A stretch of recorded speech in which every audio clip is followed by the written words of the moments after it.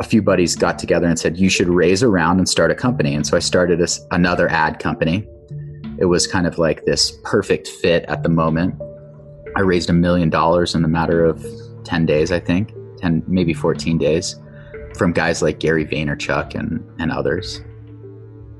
Over 18 months, built that business into something quite big, and then told my investors we were going to get out. We were going to sell the business.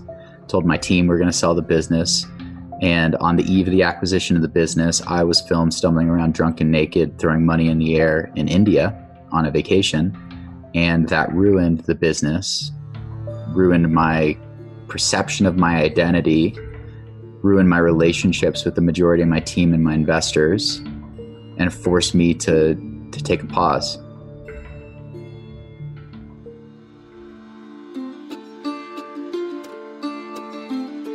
Hey, it's Light Watkins, and you're listening to this week's installment of At the End of the Tunnel, which is the podcast about hope and inspiration, where you're going to hear the story behind the usual story. And this week, I'm speaking to an artist whose art very much resembles his life trajectory. It's kind of like he started one painting, and then he painted over that painting with a completely different painting. Okay, that's confusing. Matty Mo has had quite the journey from a startup entrepreneur to a disgraced entrepreneur to becoming quite literally the most famous artist that you've probably never heard of. Matty grew up all over the place. He attended Stanford on a wrestling scholarship and dreamt of becoming a wealthy tech entrepreneur, as do many of the young minds who attend Stanford. And during college, he interned at a magazine where he broke the boss's computer on the first day, and then he had to work the rest of the year to pay it off. In the process, he discovered a hack that ended up making him very wealthy years later. He started his own digital advertising company. He raised millions in funding, but then just before he was able to sell the company, he suffered the worst kind of humiliation, which is public humiliation. Just Google drunk naked founder and you'll see what happened. Needless to say, within about 12 hours, his deal fell through. Matty lost everything that he had been working toward, but in the process, he learned something about how viral content spreads. And after taking some time away from the tech world, Matty decided to paint over his old life by reinventing himself as the most famous artist. Why did he choose that as his new handle? Because he wanted to take advantage of the search engine optimization. In other words, he brought the skills he acquired in the tech world to the art world and became sort of the David Blaine of the art world, where he was basically performing art magic. He started with creating selfie walls, then he graduated to dragging around a see-through bag of $1 million cash to various galleries just to see what they would do, which ended up making him go viral as an artist for the first time. And then most recently, have you seen those metal monolith sculptures that have been popping up in Utah and other random places around the world? Well, guess who was behind that? The most famous artist. What started out as an experiment became an obsession and then a profession. And now Matty has created a community of artists to help them make a bigger impact through their work. When you listen to our conversation, you're going to pick up how sharp and perceptive Matty is. And as somebody that I've known for many years now, it was a pleasure hearing more about his life story. So without further ado, get ready to meet the most famous artist, Matty Mo. Matty, thanks so much for joining the interview. As always, I like to start these conversations off talking about childhood and then working our way up from there. My kickoff question to you is thinking back to young Matty, your earliest memories. What was your favorite toy or activity? I was quite fond of building model rockets using tubes, like cardboard tubes and balsa wood fins and super glue to build model rockets, and then using little ignitable engines to shoot them up into the sky, and then hoping that the wind wouldn't carry them into a tree on their way back down by a parachute. Funny story about that though. I developed a bunch of twitches as a kid. I used to blow over my right shoulder as if I had hair that I wanted to get out of my face. And my parents thought I had Tourette's. And they brought me to a doctor, and the doctor found out that I actually just was spending too much time in my garage sniffing glue. And so while I loved making model rockets, I think it had a serious impact on my IQ and made me kind of a socially awkward kid. How many rockets are we talking about? Were you always in the garage making rockets? I was always like a tinkerer. Whenever there was an opportunity to get a present, I wanted a rocket. And I had, a table in my garage full of rockets that I had built and launched, and some had been destroyed. And it was just a thing that I was into. What did that represent to you as a kid? It was science. It was art. It was the mystery of space. I don't know that I can recall the specific things going on in my brain, but on reflection, I think that the combination of these various fields and interests were what kept me interested in rockets, largely because I got bored quickly. And I think like the challenge of building rockets, the challenging of retrieving the rockets, the planning of the flight path of the rockets, all of those things kept me engaged. And it was not a singularly dimension. It was not a one-dimensional activity. Who was funding your rocket hobby? It was a combination of me doing chores around the house. So like I mowed the lawn to get my chore money so that I could launch more rockets. So my parents did a really good job of kind of incentivizing me to do things that I didn't want to do to be able to do things I wanted to do. And that carried on all the way throughout high school and sports and into my adult life. Do you remember your dad or your mom or whoever specifically saying that as a life lesson? Like, Matty, you got to do the things you don't like. I don't think it was said as straightforward as that, but I definitely recall asking for toys and being required to, go pick up dog poop in the yard or mow the lawn or go ask the neighbors if I could mow their lawn or start a lemonade stand. I mean, even as a kid, I recall trying to invent things. Like I took a flashlight and I put it inside of a Tupperware, and I thought I had invented a lantern. And so I thought I should get a patent on it and that I could eventually get rich off of it. Like there was always this desire to create things that would, I guess, and it wasn't so much about making an impact in other people's lives. It was like make an impact in my life, like the things that would allow me to achieve my goals. Who were your role models?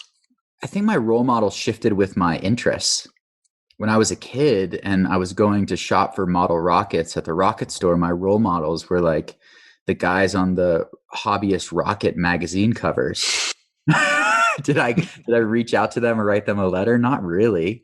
But as I got older, my role models were the folks that were leaders in the fields I was interested in. So like my role models now are famous artists and thinkers and philosophers and spiritual folks. And my role models when I was in high school and I was practicing wrestling so that I could get a scholarship to Stanford, my role models were the NCAA champion wrestlers, right, whose names I can't even remember now. The role model was always the person who was leading the thing I was interested in, the person at the top of the thing I was interested in. Sorry, where did you grow up again? Well, there's two stories propagating around the internet. One is the authentic story, and the other is a story of my invention. I think the question, where did you grow up, often puts you into a box, or it's used as a mental model for people to figure you out.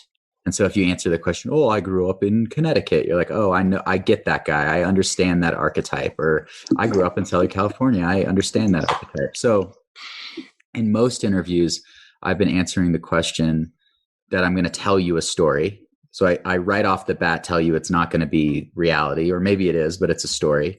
And the story goes, I was born on a sailboat in the Mediterranean, and I traveled between a bunch of villas learning, Greek philosophy from Greek philosophers in Greece on various Greek islands, and learned farming in the southern coast of Italy. And when I became old enough to swim from one side of the channel to the island across the channel on the island of Patmos, my parents decided it was time for us to sail across the Atlantic. And we landed in Massachusetts around my 11th birthday. And I spent some time there. And then I was more or less raised under the tutelage of a Buddhist monk in the Smoky Mountains of North Carolina. And my rite of passage really was being buried alive with a tube out of my mouth to really be able to focus on my breath and realize that breath was all we had. And when I came out of that, I ended up getting a wrestling scholarship to Stanford, and the rest is history. No, but that's total bullshit, right? Like, that's just the story that I want you to hear about me, because then that makes you more interested in me. My real story is born in Massachusetts. My brother was born in Palo Alto. My parents moved back and forth between Massachusetts and Palo Alto for my dad's work. Then we moved to Atlanta, Georgia. I grew up in the suburbs outside of Atlanta in like elementary and middle school. Went to a Christian middle school, like a private Christian middle school with like uniforms and everything. And then moved out to San Diego for middle school and high school. I went to a public high school out there, and then got a wrestling scholarship to Stanford. Back then, you obviously were really into wrestling, I'm assuming, unless you just use it as a method to get a scholarship. But what did you see yourself doing as an adult? There's a story there as well, and your assumption is actually not right. I was involved in physical education class, PE, freshman year, and part of PE was running the mile once a week. And I didn't like running. I have short legs. I just didn't like running. And so I tried to figure out what other PE classes I could take, and I discovered that wrestling was a PE class, and there was no and I say There's this no running with air quotes around my head on this one. There's no running in wrestling. Boy, was I wrong. So I ended up running more than I probably should have, but I found that I was good at wrestling because of my build, and it did become a vehicle to get into Stanford. There was love for the victory. There was not so much love for like the demanding physical aspects of wrestling and kind of the intensity of it. What does it take mentally or strategically to be good at wrestling? I often found that I would visualize my moves and visualize how the match was going to go before the match happened. And more often than not, that's what happened. So a lot of it was visualization. Like, I would spend a lot of time thinking through my moves and like imagining kind of like as the weight shifts onto one foot or the other foot, like what do you do? And you start to really train your muscles and your memory to react so that you're not so much thinking, you're just being. Was there a component of studying your opponent, or that didn't really matter as much if you knew how to rehearse your moves mentally? I recall studying opponents that were going to be challenging matches. But what it came down to is I knew if I had my opponent in a certain position, that I would be able to do a fireman's carry, put them on their back and get the 5 count and be up by 5 points in the first period. And so the whole first part of the match was figuring out how to get my opponent into that particular position. And you were pretty successful at it, I'm assuming. I was good enough to get into Stanford. I probably wouldn't have got in on my grades alone. And Stanford was the only school I applied to. I recall as a kid getting a Stanford sweatshirt at some point. I think it was when my brother was born. For some reason, I had a Stanford sweatshirt because we were in Palo Alto.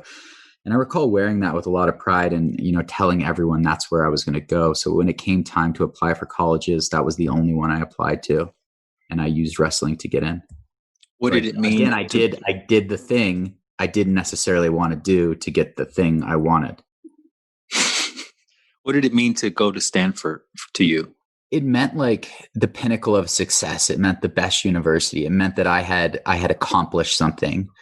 In retrospect, I think I probably could have been successful without Stanford. It just would have been a different path. And with all the good things that come with Stanford, there's also like a lot of like I got to Stanford and realized I am not very smart and not very interesting. And everyone around me was more uniquely unique and more talented and better than me. And there was a moment where I went from like big fish, small pond to minnow in the ocean. And that was a extremely humbling experience. You mentioned that even without Stanford, you would have been successful. How are you defining success at that time in your life?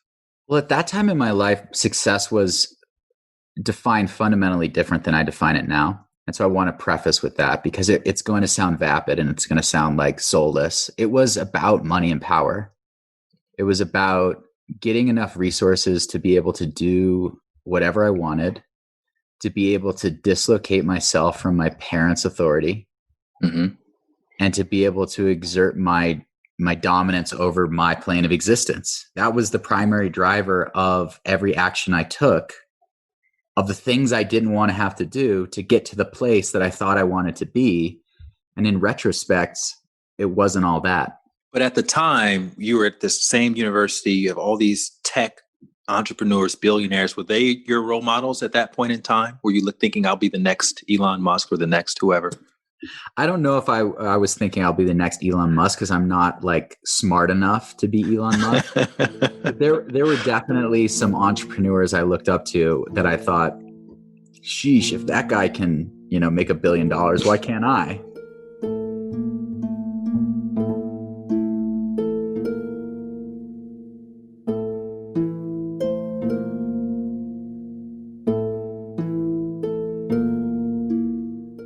And so talk about Share Through. You started this company called Share Through. What was the impetus of that? Yeah, there's one step in the sequence before Share Through that's important to cover. So when I was in high school, I worked at a wakeboarding magazine in Southern California. And that was how I paid for my lifestyle. Like I if I wanted to go get pizza with my friends or if I wanted a car, I would go work at this wakeboarding magazine. And I started out as an intern. And I ended up breaking my boss's computer on the first day because it had 2 latches to open it. And I opened with one latch and then smashed the screen with my big wrestler muscles. And I was so embarrassed that I worked for the first year just to pay off the computer I destroyed. But while I was at this wakeboarding magazine, I kept on taking more and more challenging roles until I eventually became a filmmaker and editor for this wakeboarding magazine. It's very niche, I know, but it was an interest of mine. And at that time, my role models were the best wakeboarders. So I would make these videos and really know where to share them other than put them on VHS tapes and bring them over to friends' houses and play them after we eat dinner or something like that. But while I was at school at Stanford, YouTube came out and YouTube became like the first place to really share your videos and distribute your videos. And I knew how to make, film and edit videos at least. And they weren't great. They certainly weren't great. But it was a novel skill set that I had because of the experiences that I had at the wakeboard magazine. So when it came time to start uploading content to YouTube, I was one of the first to be doing it. And one of my roommates figured out a clever way to actually get my videos more views. And so we started to get lots and lots of views on my various videos, whether it was a music video for a friend who was a musician at Stanford or a lifestyle video I had made a while back. And what happened was I got lots and lots of views on these videos, but the feedback I got from the public wasn't so positive. It was like, at second 37, I feel like I'm going to have an aneurysm. Keep your day. And I was like, I don't have a day job. I'm just trying to make videos, man. But what occurred is that I followed my passion for making movies and got an internship at 20th Century Fox between I think it was my junior and senior year. And I had this in my back pocket that we could get videos on the front page of YouTube and get them lots of views. And so I made a bet with the then head of 20th Century Fox's marketing department that I'd be able to get a movie trailer for one of their upcoming films on the front page of YouTube. And I put my first check down on the table for $1,000 that I'd earned from my first 2 weeks of work. And I said, I bet you I'll get this movie trailer on the front page of YouTube. And lo and behold, we did. And then we ended up running the table of all the movie studios in terms of helping them distribute their videos on this new platform called YouTube. And so from my dorm room, I was taking calls while smoking a bong, talking to the heads of movie studios about getting them 1 million views on their YouTube video and then cashing checks for like $50,000. It was a crazy experience, but it was largely built on top of like a hack, something that wasn't very sustainable. But that got me really interested in like advertising and and how these digital platforms work and how technology was changing. And during my senior year, a class called the Facebook class started at Stanford. And the Facebook class was about building apps on top of the Facebook platform. And so with a couple of friends, we ended up building a bunch of really viral apps like Send a Hug, where I'd send you a hug light and then you'd send your friend a hug, and then it would just go viral. And it was new and novel and interesting. But once I had sent you that hug and you had received that hug and you had sent a hug to someone else, there was nowhere really to go. So we started putting videos at the end of that spot. And we had invented a new format for advertising. And it inadvertently became what is now today the largest native advertising platform in the world, ShareThrough. And I was one of 4 co-founders, and I would say my contribution was relatively minimal. I was just like lucky guy, right time, right place, and did the work I had to do to do the thing. But the credit really goes to Dan Greenberg and Rob Fan, who are the other co-founders who have stayed on and have been building this business for the last decade or so. A little more than a decade now. But the company's now quite large, and I believe I still have some equity in it, and that'll eventually go public or sell, and I'll be rich, I guess. I'm starting to notice a little trend, and I'm wondering if at that time you were noticing this whole idea of being in the right time in the right place and being lucky. It also seems like, a kid who breaks a computer, and was it your idea to work the whole year to pay it off, or was it your boss's idea that you were going to pay it off? I believe it was a mutual agreement because I wanted to maintain the job, because I was very embarrassed by the fact that I broke the computer. But I will say, like, it is luck and timing, but it's also about preparation. Like, I wouldn't have been able to make videos and discover that opportunity I had on YouTube had I not done the work at the wakeboarding magazine and stuck it out after I had broken the laptop. I probably wouldn't have gotten the job at the wakeboarding magazine if there wasn't a car that I wanted to buy that I knew I had to earn from my model making days back when I was, less than 10. It's almost like the wakeboarding incident in the beginning made you into an indentured servant that kept you in that position long enough to discover the video and all the other things that you were doing. Yeah, I mean that's probably luck too. That's like the universe smiling on me and saying, we're going to show you something that you're not going to want to do, but at the end it's going to be great. Like, people ask me a lot nowadays about my art practice and like how I managed to make these things happen, and a lot of it has to do with the preparation. Like, a lot of it is not running around like a crazy person with your head cut off trying to make things happen. It's sitting back, preparing, and waiting for the right moment to occur.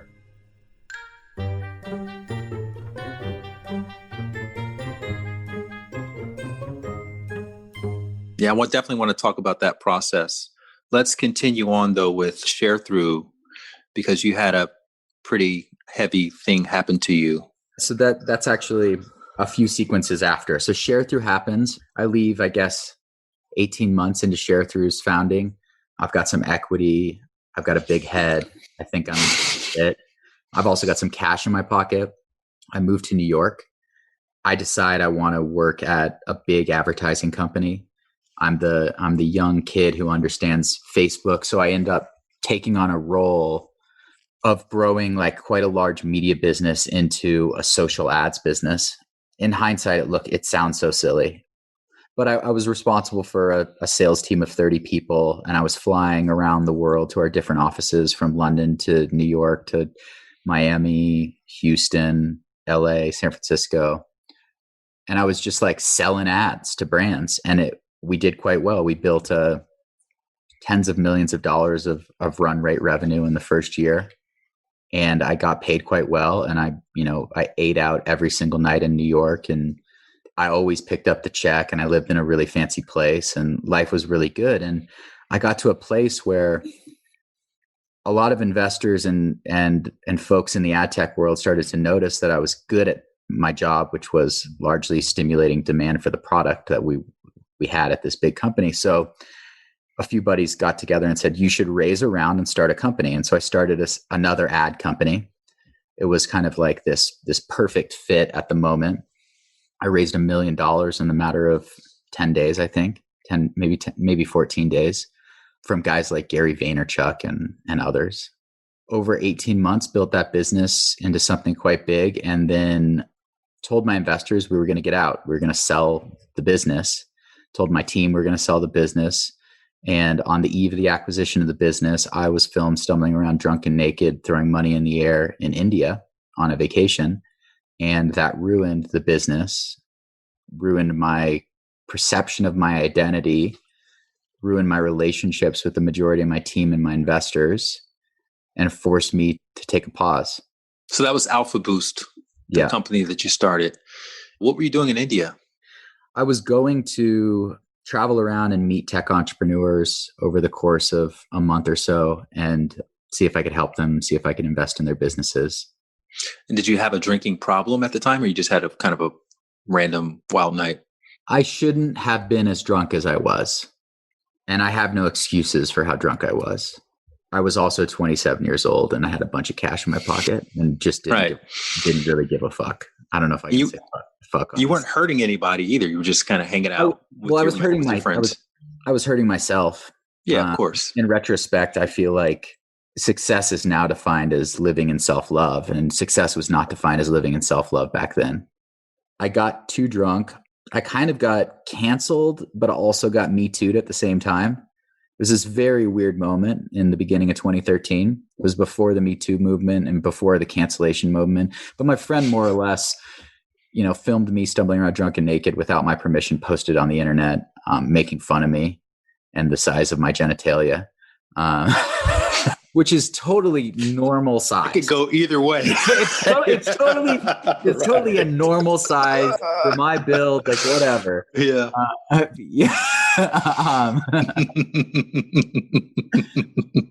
Is it still floating around out there in internet? Yeah, I mean, you could find me if you Google drunk naked founder, you'll find a video spinning around. It's crazy though. I managed to spin around in a circle, stumble around, and you only see like the bottom of my ball sack between my legs.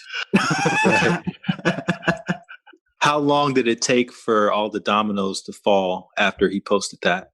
It was about 12 hours, and it gave me a really keen understanding of how the media works.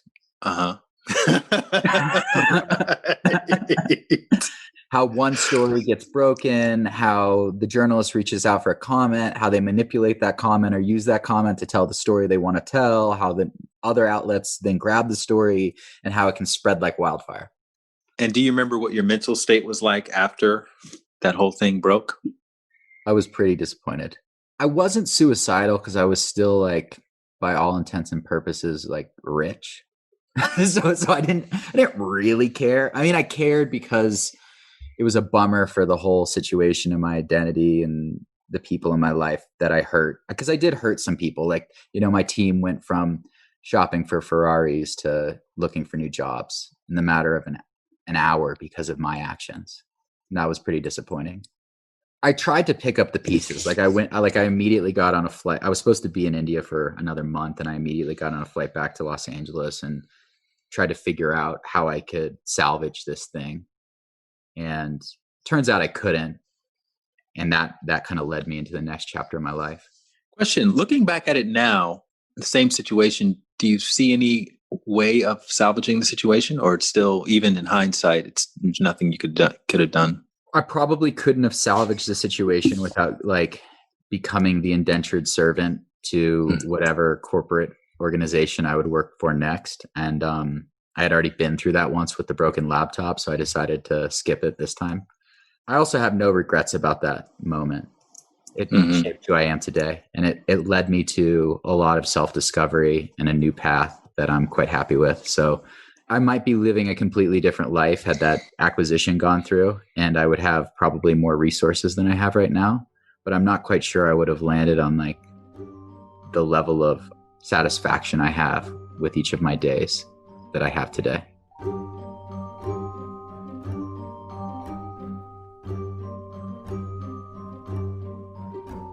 Let's talk about the transformation then, because in 2013, I believe you launched The Most Famous Artist.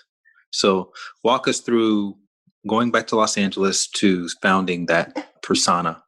Sure. So I went back to Los Angeles, and it was actually 2014 that the Most Famous Artist domain was bought. I did about a year of reflection. I had the luxury of being able to do lots of reflection. So I got in my Jeep and I drove to the Pacific Northwest, and I camped by myself for about 45 days. I attempted to write a book, or like a memoir, if you will, called War and Porn. It was about how the internet has changed and how the internet changed me. It started with war and spread through porn, kind of like how it ended up impacting my life, largely because social media and creating the perception of success on social media became so much part of my lifestyle up until the India moment, that my identity was constructed around success and success theater and lifestyle porn. The Drunk Naked Founder moment happened. I was kind of forced to reevaluate how I was using social media and why I had decided to live a lifestyle that was all about showing off and creating FOMO. I reflected on that, and I came to a couple of conclusions. One was that the title you assign yourself in reality becomes your reality. So, for example, the title of CEO is one that opens you up for a lot of scrutiny, puts you under a lot of pressure, forces you to think about yourself in a certain way and present yourself a certain way. And I got thinking about other types of lifestyles and other types of titles. And through a series of apprenticeships, one with a butcher who taught me how to break down an entire lamb, and another with a DJ who taught me how to DJ, and another with a graffiti artist, and another with a captain of a sailboat, I ended up arriving at this idea that these folks were irrationally passionate about what they were doing and their identity, not because it led them to success or fame or power, but because it was about the process that they were involved in. Like, they enjoyed their process. And I can tell you for sure, I most certainly did not enjoy the process of ad technology. And it was largely because it was ingrained in me early in my life that I have to do the things I don't want to do to get the things I want. So you're starting to see that that's maybe not the way. Yeah.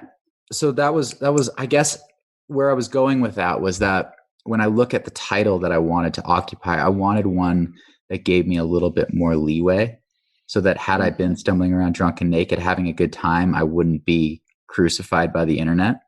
And that title was artist. And so when I arrived at the idea that I wanted to become an artist, it sounds so stupid right now, but it's like, I Googled who is the most famous artist. Because I thought, like, okay, so I've been obsessed with these mentor figures in whatever space I'm in, whether it's wrestling or wakeboarding or rocket building at the hobby shop. So let me find my new mentors in this art practice. And when I Googled who is the most famous artist, I realized no one had taken that as a noun or as a pronoun. Everyone had been described as the most famous artist, but no one was the most famous artist. So I looked at Google, or I looked at GoDaddy, and I looked at Instagram, and that domain and that name was available. And so I just became the most famous artist. You elected yourself the most famous artist. Yeah. And it's been a bit of a self-fulfilling prophecy since then. Before you created one work of art. I think I had created a couple pieces of art, and I had written some articles on a blogging platform called Medium that were like meant to go viral. And that just kind of demonstrated my understanding of like how things spread on the internet and the human psychology and like what people are willing to share. And I had made a couple of paintings for a gallery show. And the funny thing about my first gallery show was I bought a painting from a gallery for $10,000 so that I could get a gallery show from this gallerist. Okay. And I know not everyone could do that, but that was quite literally my strategy. It was like, oh, I'll go spend money at this gallery, build a rapport with this gallerist, and then when I want to have a gallery show, they'll give it to me. That ended up working out. So I had a gallery show, but no one showed up and no one bought anything. It wasn't until I started branding myself the most famous artist. Oh, so you did this under the name Matty Mo. Yeah. Like so Matty my Mo, the very artist. first art show. And nobody gave a shit. Well, no one gave a shit, but I spun it into people giving a shit. So for example, I wrote a story called How I Sold $1 Million Worth of Art. I wrote a check to myself for $500,000 as though I got a check for $500,000. I priced all my work at $50,000 each. I made 20. And I told the story that I was a successful artist as Matty Mo before I even became a successful artist. And because of that story, it went viral. People wanted to work with me. Gallerists wanted to work with me. Other artists and collectors wanted to interact with me. I kind of forced the success. I created a narrative around success, and that became my destiny. I'm a little confused. You priced your art. You wrote yourself a check for $500,000. Yeah. And took a picture of it. I didn't cash it. I just took a picture of the check. I posted it. I said, I just sold out my art show. And within this blog post, it was like, this isn't real. What you're reading, kind of like the story I told you earlier about my childhood. I literally said in the blog post, this isn't real, but you're going to read it and believe it anyway. Then I created enough digital artifacts like paintings on a wall, pictures of art, a check for $500,000 made out to Matty Mo, which isn't even my real name. Like I couldn't cash that check. And because I told that story, people wanted to believe that I was the most famous artist. People wanted to believe that I was a success, and people wanted to be involved with me. And I knew that that was going to happen. How did you know that was going to happen? Because in a chaotic world, everyone's looking for the answer, and everyone's looking for the shortcut, and everyone's looking for the person that's figured it out.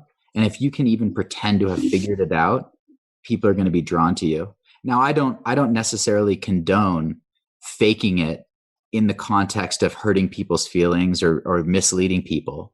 But in the context of entertainment, it feels acceptable. And my goal was to entertain. My goal was to say like, hey, here's this crazy thing. This is going to go viral. I'm literally not telling you the reality of this situation, but you're going to share it anyways. This was fake news before fake news existed. You and I overlap in various communities, and there are a lot of very, very successful people. And what I've noticed in my life, and I'm from Alabama, down the street from where you grew up, is that in the South, you have this sort of humility that you don't have as much on the coasts when you get in these circles with these very successful people. And it's like everybody has their thing, and they're so good about enrolling people into their thing, whatever it is, right? And it's almost like they're an artist. You get into a sort of reality distortion field around that person where their thing becomes the thing. Then next thing you know, you start caring about their thing. But when you really look at it, the real world value of those things, they're not any more special than anything else. So it sounds like you had a really strong understanding of this idea of creating the story. And I'll just tell you a quick story about me. Like I used to wait tables at this restaurant, this fancy restaurant in New York. And, you have the menu items, which are really good. And then you have the specials. And what you learn as a waiter is that the more you tell a story about the specials, because you can kind of, they can't see it. They can only hear you talk about it. You can sell the specials, and the specials are like twice as much as the regular menu items. I learned that in my early 20s working in that restaurant, that people just want to hear a story. That's really all they want. Like you're looking at an item on a menu and it's just like shrimp scampi, and it's like you attach that to what your idea of what that is supposed to look like and taste like. But if I say it's Cape Cod butter infused shrimp scampi on Idaho mashed potatoes that were it's like you can see their eyes and their mouth watering and everything. And so business and commerce and really just art in general is different variations of this storytelling. I think one thing to note is that before the Drunk Naked Founder incident, I was always kind of the guy operating behind the scenes, and I wasn't willing to tell the grandiose story out in the public. But after the Drunk Naked Founder, I had nothing really to lose. And so I was willing to tell the most outlandish story, because all it takes is one successful story or one home run to win the game. And so you can swing and swing and swing and swing and swing. And so long as you aren't hurting people or eroding people's trust around you, as long as you're being forthright with the fact that you're quite literally telling extravagant stories for the entertainment of other people, eventually you're going to tell a story that resonates.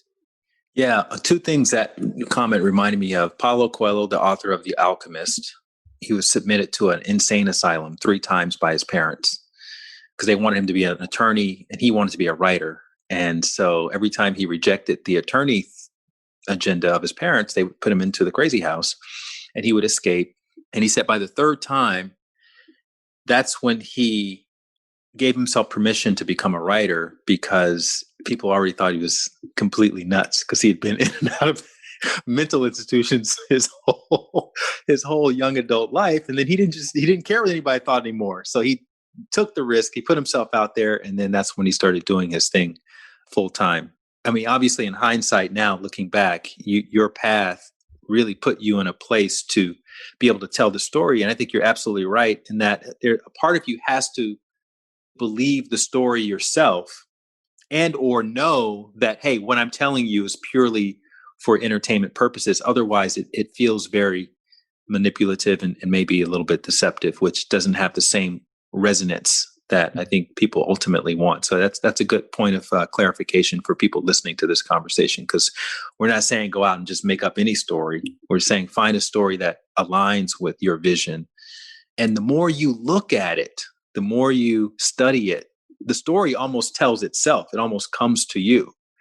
And so when you were Googling the most famous artist, who were some of your influences before you took on that persona? When I Googled the most famous artists, I found Warhol and Banksy. And they were hugely influential on the early years of my art practice. I mean, Banksy in the fact that he's got a pseudonym. Warhol has a pseudonym too, but it's really close to his real name and he shows his face. But one of Banksy's styles is painting over flea market or like thrown away paintings. And so I adopted that as my style as the most famous artist. So I quite literally just stole that from Banksy and said, okay, so if Banksy does this and I do this, then people will start to think I'm like Banksy. And then Warhol, and that fact that he played with fame and people's perception of fame and wanted to really get good at the business of art. And so I'd say between those two guys, that was kind of the seed that the most famous artist grew out of. But since then, I've seen so much art and learned about so many artists because I genuinely am passionate about art, that everyone from the high school kid who sends me a DM showing me their work all the way to the extremely successful artists that will never talk to me, they're all my role models because there's so much to learn from every single one of them. Yeah, it seems like you started off kind of almost making fun of the art culture, not art itself, but the art culture. And then you end up stumbling your way into becoming like a well-respected artist. But what were some of the other considerations? So you thought, okay, I'm going to appropriate this piece of art. Did you think about being anonymous like Banksy? Or what were some of the other things you were playing with and when you were coming up with this idea of the most famous artist? It wasn't until like early 2016 that anyone knew that I was the most famous artist. I did this thing where we would wear balaclavas and I created the perception that there was a bunch of us because I would take photos of a bunch of us with balaclavas. It wasn't until I made a video of me dragging $1 million of cash in a transparent duffel bag through an art fair that anyone knew what I looked like or what my name was.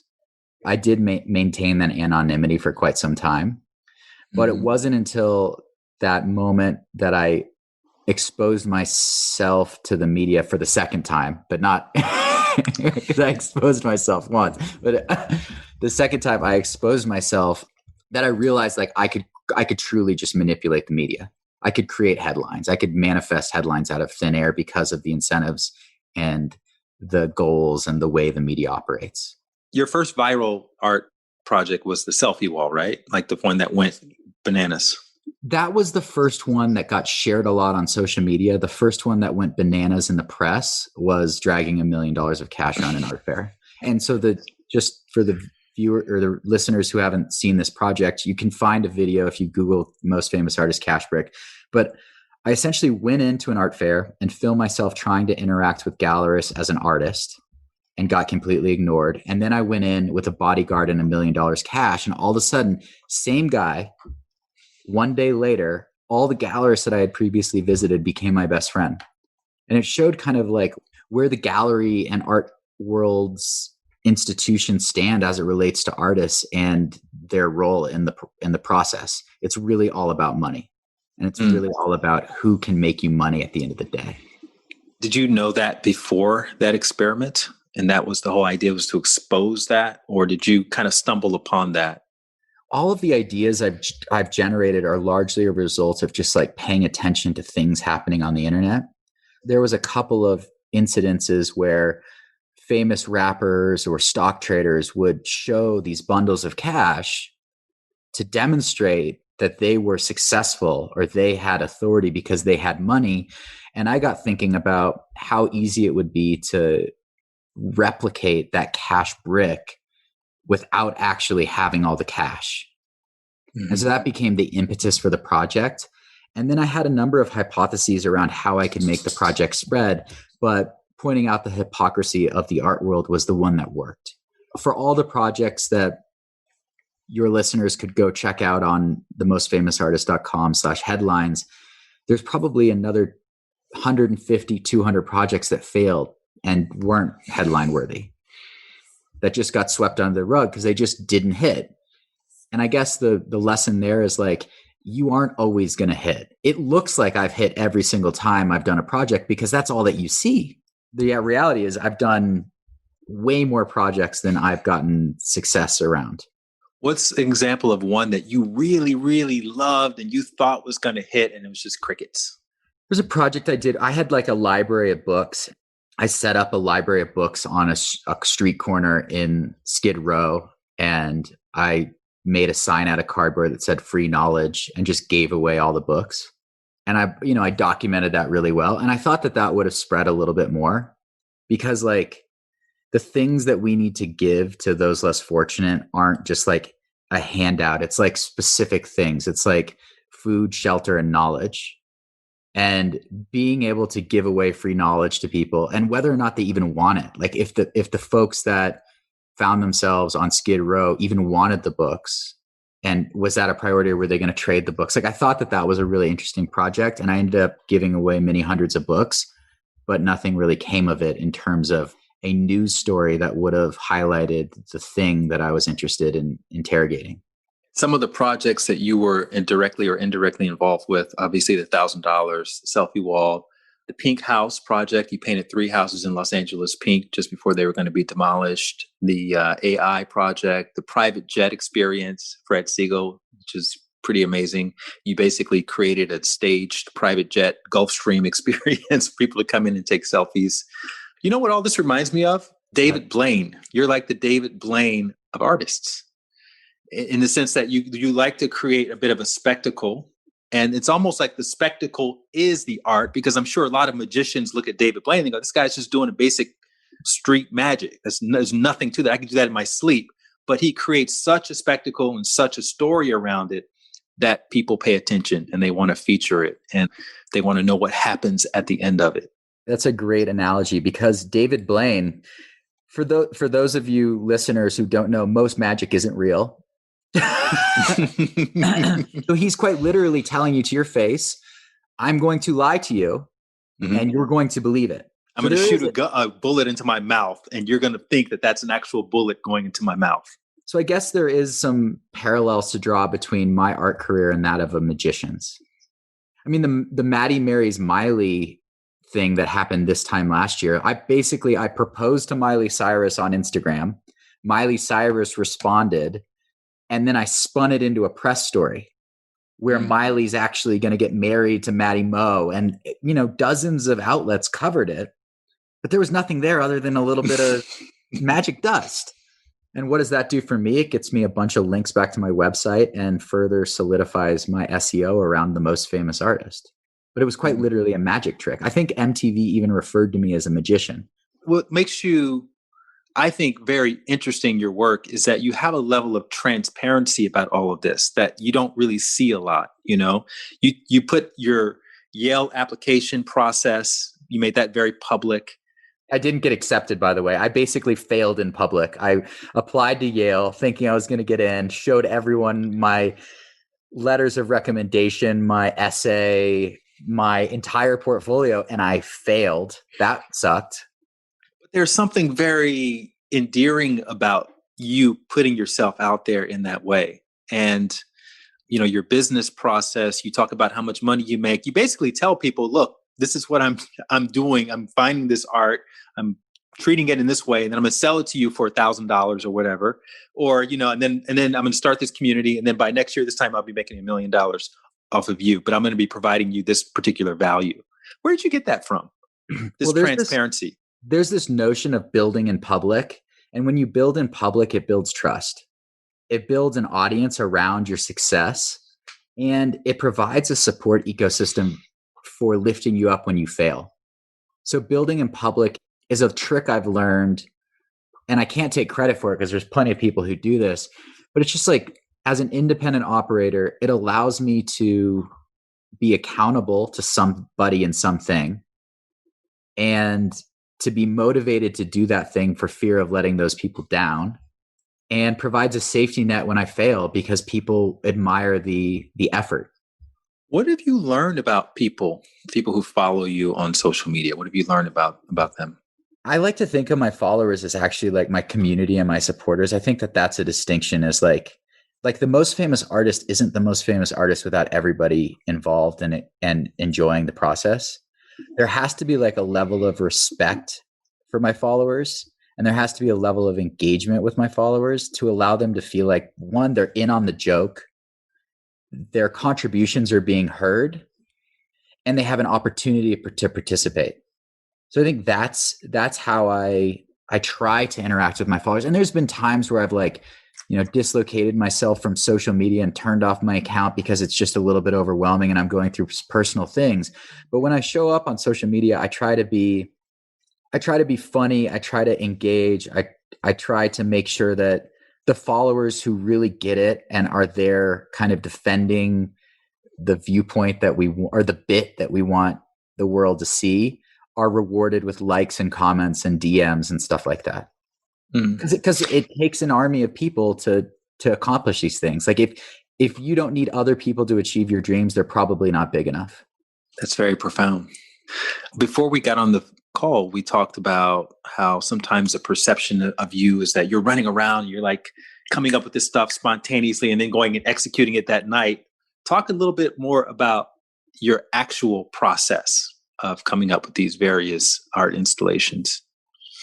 So this year's been pretty interesting in that there's not been a lot going on. In May, my business kind of fell apart because I was largely producing large live experiential events. That was like one of my ways I was creating an income. And then shopping at flea markets and then selling those works online. Flea markets closed down, experiential events are over. I've got to kind of reinvent myself.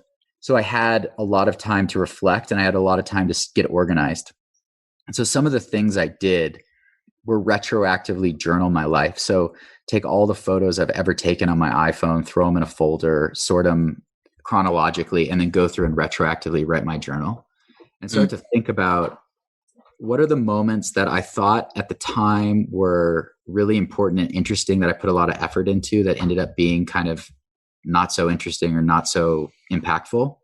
And think about that across like the projects I've done, the people I've met, the habits I've either got or lost, and start to really hone in on like, who are the people, what are the activities, what are the habits that bring the most value to my life?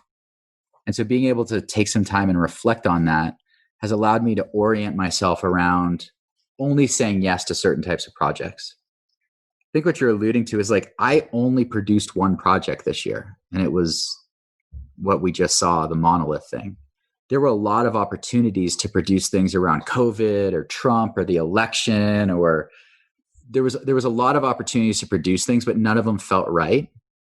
And had I not gone through and retroactively journaled my life, I would have probably chased down a lot of those opportunities and probably not have succeeded. But I was able to see with crystal clarity that this Monolith thing was the right project to jump on because I had been able to look back on the projects I had done in the past few years. What are a couple of criteria for the right project for the most famous artist? Sure. 'Cause I'm sure it's evolved over the years. Yeah, at this point, I no longer need to prove to anyone that I can get press or generate headlines or make selfie-friendly installations. The projects have to play into a larger agenda. And the agenda of my community, the agenda of my art career is to truly build an art community where I can support artists and create large-scale projects with that community. And so the Monolith project was perfect because of the continuous reveal in different geographic locations where this thing felt global and it felt like only a community could produce it. And so being able to align around that allows me to tell the story that this community exists, this community is growing, and you can be a part of it. And had I chased down a political thing with the Trump in the election, or had I chased down something else, I probably wouldn't have ended up telling the story that furthers my objectives as an artist. A part of that story, though, is also sowing some seeds of imagination or fantasy. The New York Post, you posted this on your Instagram. The New York Post DM'd you and asked if you were taking credit for the monolith found in the Isle of Wight. Your response was, "The monolith is out of my control at this point. Godspeed to all the aliens working hard around the globe to propagate the myth." That's art. Is it? I mean, Duchamp said the artist creates the work and the viewer finishes it. And it's ultimately the viewer's perspective on the artist's actions that determine whether or not it was good or bad art. And that's what I guess I was alluding to earlier with my question around what have you learned about people? Because it seems like you've learned that people do indeed finish the art for you, and they'll take an idea, they'll take a concept, they'll run with it, they'll filter it through their own imagination, and they'll project all kinds of extra things onto it that you didn't even anticipate maybe at the time of doing it. Here's something to add. Like I spent the last decade creating as many loose connections as possible, getting as many followers as possible, building up as many people on my email list as possible, going to as many events as possible. And when COVID hit, I ended up kind of lonely because I was rich in loose connections, but poor in tight connections or poor in strong connections. And so I've had to reorient around how do I actually build strong connections and ignore the noise of lots of followers and everyone that wants to take my attention. For example, like I want to go from being on the defense, which is answering questions coming into my email box, to the offense, which is this is what I want out of life. This is who I need to reach out to do that. This is what I need to have prepared to be able to move the ball forward once that person says yes.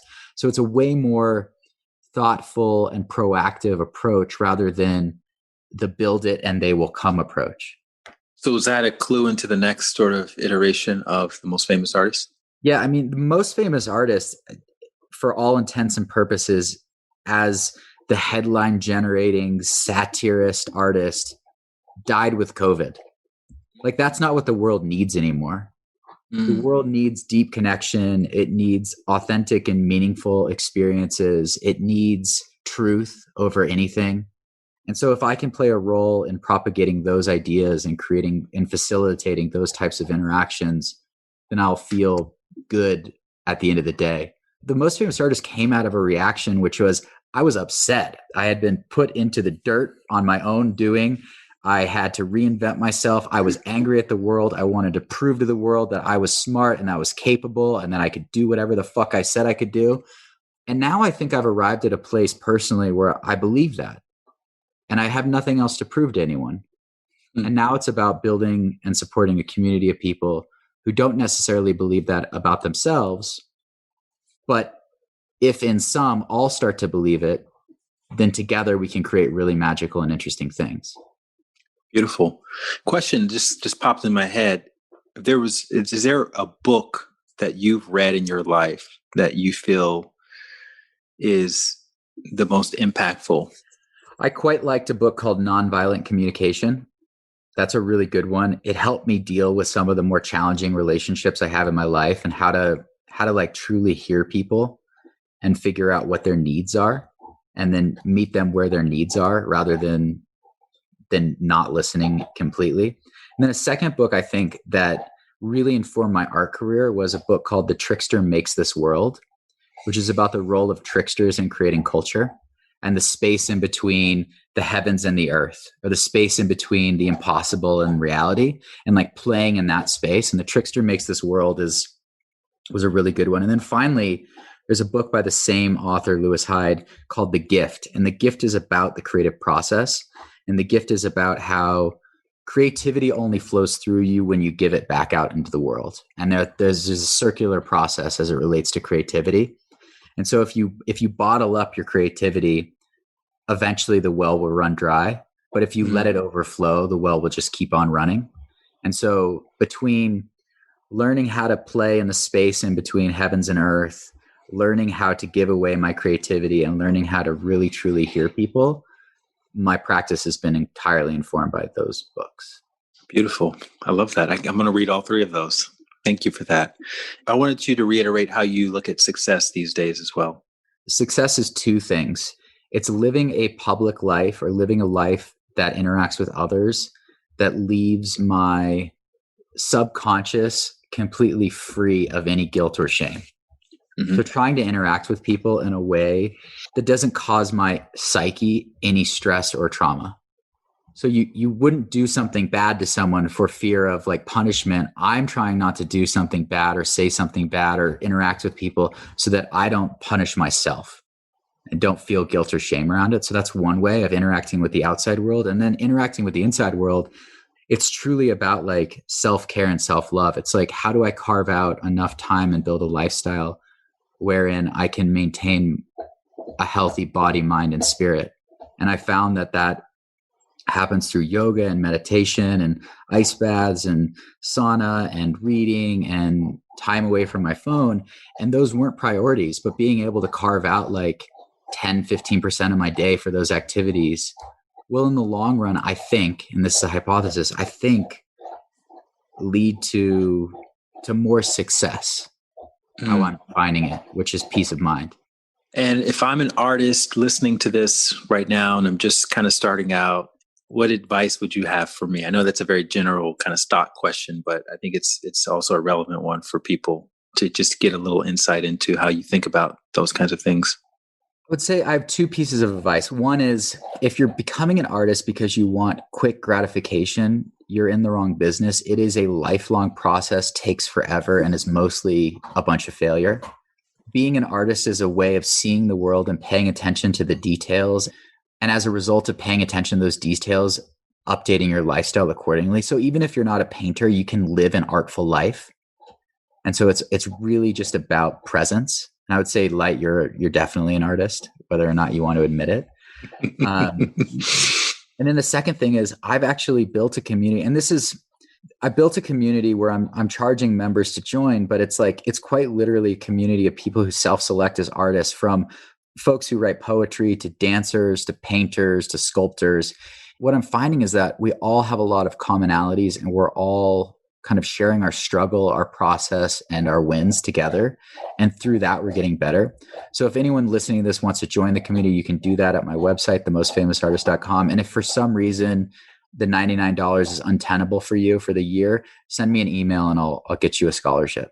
Beautiful. Thanks, man. I think we've made it through the end of the tunnel. I want to offer a few reflections just from hearing more of your story.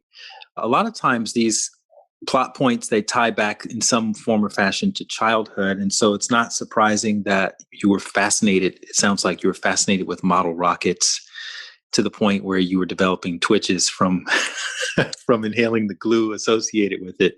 But a part of that requires building something. It requires precision. You don't just get a model rocket and go launch it the same day. A lot of times there's some preparation involved in that. There's some planning, some strategy involved in all of that. And then also, I'm imagining it's not a very quiet hobby. Like, it's very loud, and you probably are going to make a bit of a ruckus to the people around you, the very normal people around you. And you have to be okay with that to some extent. It seems like that's kind of been where your life has led you, to making a ruckus and to being strategic and to being almost scientific about it. I think you even called yourself a selfie scientist at one point. Now you're inspiring other people to think outside of the box, not just as someone who makes money as an actual artist, but really you're saying, look, we're all artists, if you can think about your life story in a way that engages people and makes people feel heard and allows people to participate, and to whatever extent allows people to be in on the joke. So you can be whatever you want to be, as long as you're meeting those criteria. You're always going to have people who are willing to be there with you and willing to build with you and willing to support you. So that's what I see. You and I, we've known each other for a little while peripherally, and I've watched you, and I'm a huge fan of your work, and I'm always really excited to see something pop up. And I just found out about the Monolith thing literally, I think today or yesterday, which I've seen in the news. I had no idea who did it, but I just thought, some really avant-garde person probably did that. And it turns out it was you. It's not surprising. Also, it's not surprising when I found out that you were indirectly associated with the Hollyweed sign in Hollywood, and all these other things. It's really, I'm fascinated by it. I'm inspired by it.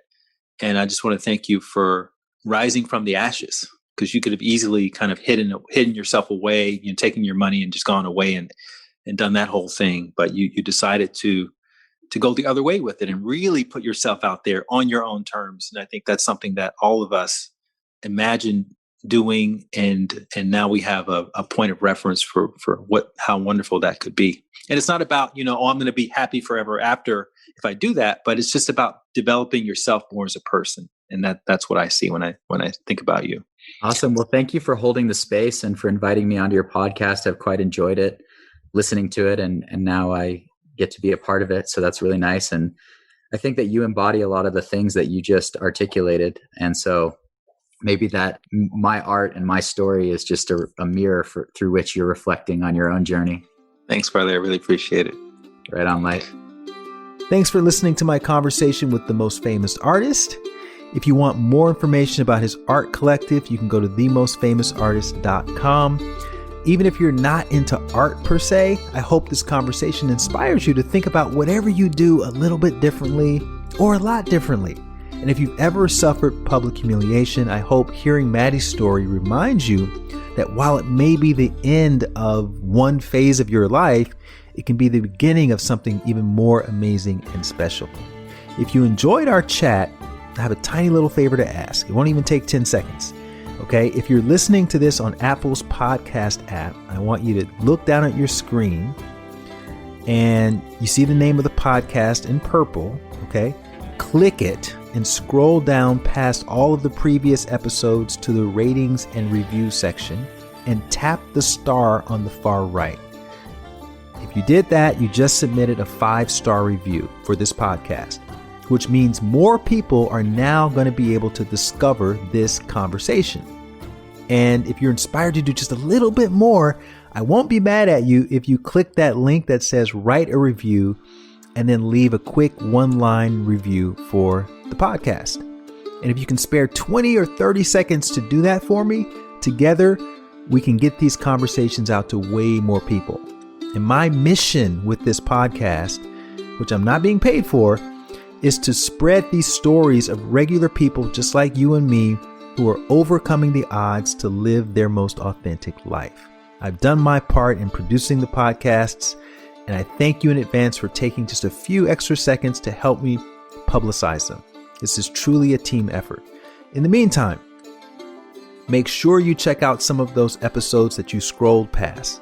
There's some incredibly inspiring stories in there, like Arjuna O'Neill's episode, which is number 29, Malika Chopra, she's number 28, Leon Logothetis, he's the very first episode of this podcast, Ben Nimpton, he's number 3.